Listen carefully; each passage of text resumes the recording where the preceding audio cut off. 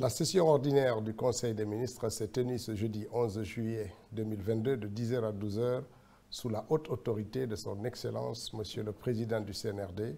Président de la Transition, chef de l'État, chef suprême des armées, le colonel Mamadi Doumbouya. Les points suivants étaient inscrits à l'ordre du jour. Message de son Excellence, Monsieur le Président de la Transition, compte rendu de la session ordinaire du Conseil interministériel du mardi 9 août 2022, décision du Conseil des ministres, divers. Message de son Excellence, Monsieur le Président de la Transition. Le message de son Excellence, Monsieur le Président du CNRD, chef de l'État, chef suprême des armées, le colonel Mamadi Doumbouya, a porté sur 3 points. Les compléments de bourse des étudiants et stagiaires militaires, le lancement du recensement général de la population et de l'habitat, la relance d'au moins 4 unités industrielles à l'arrêt. Au titre du premier point, le chef de l'État a constaté que les conditions de traitement des boursiers guinéens, y compris les militaires stagiaires en Guinée et à l'étranger, sont restées les mêmes depuis des décennies, alors que le coût de la vie a nettement évolué depuis ce temps. Pour améliorer les conditions de vie de nos étudiants en Guinée et à l'étranger, le président de la transition a instruit les ministres de l'enseignement supérieur, de la Défense et le ministre directeur du cabinet d'approfondir les réflexions sur la révalorisation des compléments de bourse pour la rentrée prochaine. Le chef de l'État a demandé également au ministre du pôle financier de prendre des dispositions et de s'associer aux réflexions pour évaluer le coût et la soutenabilité et de s'assurer de l'efficacité des résultats issus de ces réflexions à la rentrée prochaine 2022-2023.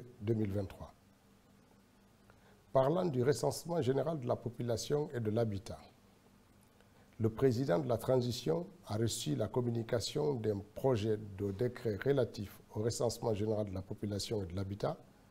présenté par le ministre de l'Économie, des Finances et du Plan. Pour le dernier point relatif à la relance d'au moins 4 unités industrielles, le président de la transition a constaté que depuis plusieurs années, la quasi-totalité des usines de l'État sont à l'arrêt. Le chef de l'État a rappelé avoir demandé au ministre en charge du commerce, de l'industrie et des petites et moyennes entreprises de procéder à l'inventaire de ces usines. Dans la même lancée,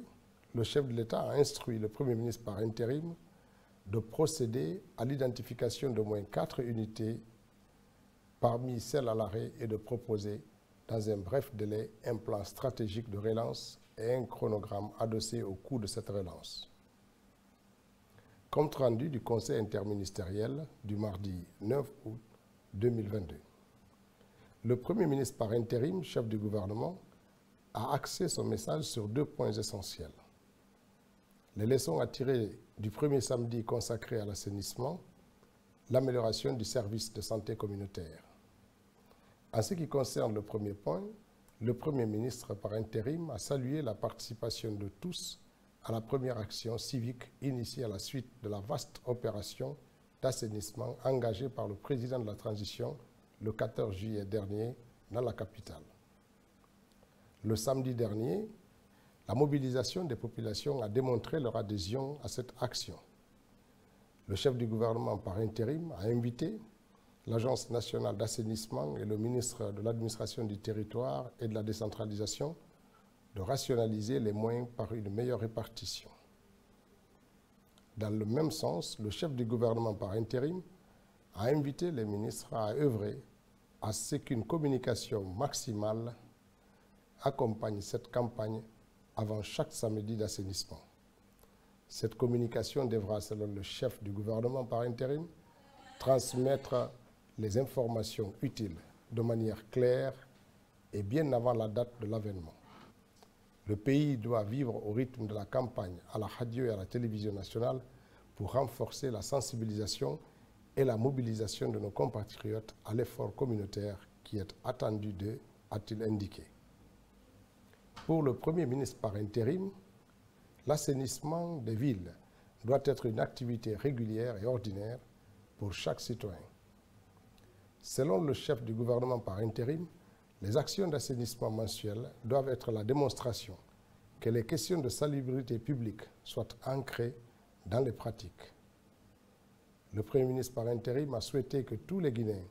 soient de façon méthodique mieux informés sur cet engagement citoyen, que les citoyens comprennent par les efforts d'explication du gouvernement dans des formats appropriés le sens de la mobilisation au-delà de la mise en place de structures professionnelles de gestion des ordures. Sur le second point du message,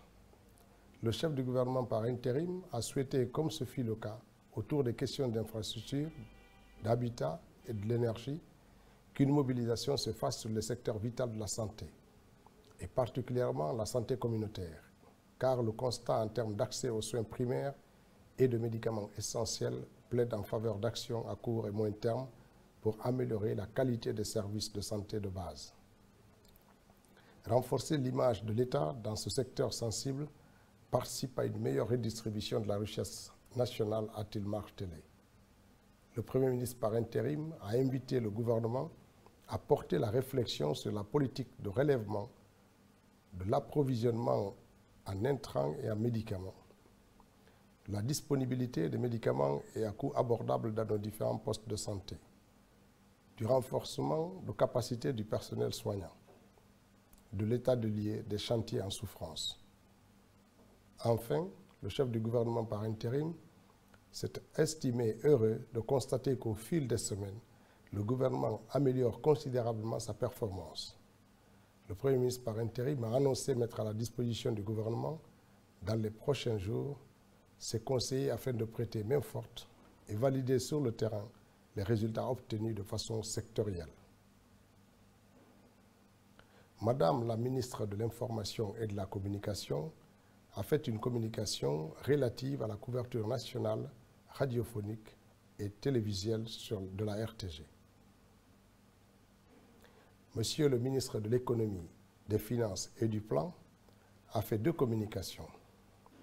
L'une sur la modification du décret D 2020 PRG portant attribution et organisation de la Direction nationale du contrôle des marchés publics et l'autre sur la modification de l'arrêté relatif à la fixation des seuils de passation de contrôle et d'approbation des marchés publics applicables à l'État, aux services déconcentrés et aux organismes publics. Le ministre de la Justice et des Droits de l'Homme a fait 4 communications. Le mécanisme national de rapportage et de suivi des recommandations en matière de droits de l'homme, la présentation des projets de politique pénale et pénitentiaire de la République de Guinée, le projet de loi portant modification de certaines dispositions du Code de procédure pénale et le projet de loi et du projet de décret portant aide juridictionnelle. Décision. S'agissant du ministre de l'Information et de la Communication, sur la communication relative à la couverture nationale radiophonique et télévisuelle de la RTG, le Conseil a décidé d'élaborer un chronogramme précis de réhabilitation du système de diffusion de la RTG avec le plan d'exécution du montant sollicité, de présenter un plan de processus de lancement de la nouvelle télévision, de mettre à contribution Madame la ministre en charge des télécommunications pour l'installation des émetteurs par une synergie d'action, de confier au Premier ministre par intérim de faire avancer le projet de la TNT et boucler son financement.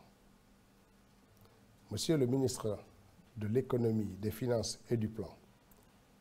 communication relative à la modification du décret portant attribution et organisation de la Direction nationale du contrôle des marchés publics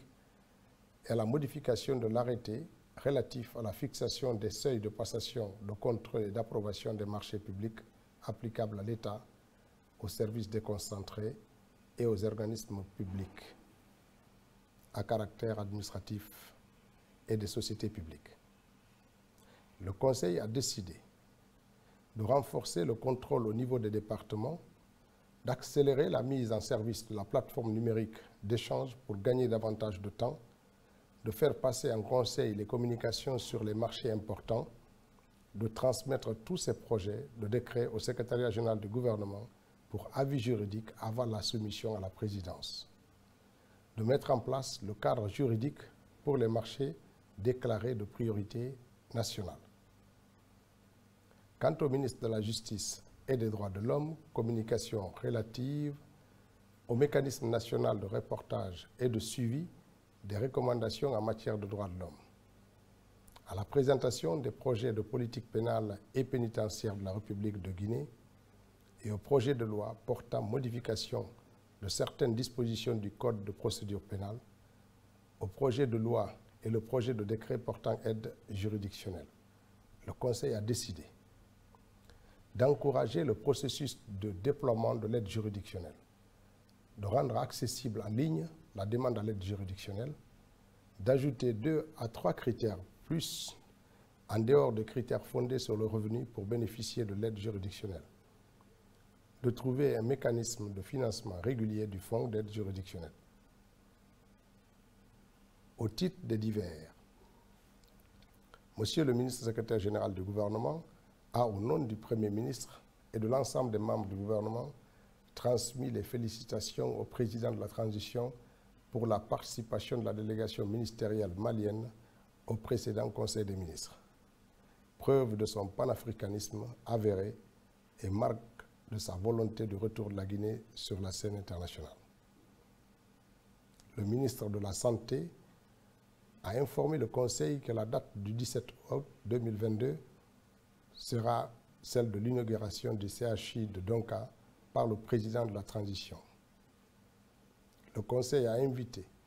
l'ensemble des conseillers juridiques des départements ministériels à une séance de travail demain, vendredi 12 août 2022, au palais Mohamed V, dans la salle de réunion, au premier étage, à 16h. Conakry, le 11 août 2022, le Conseil des ministres.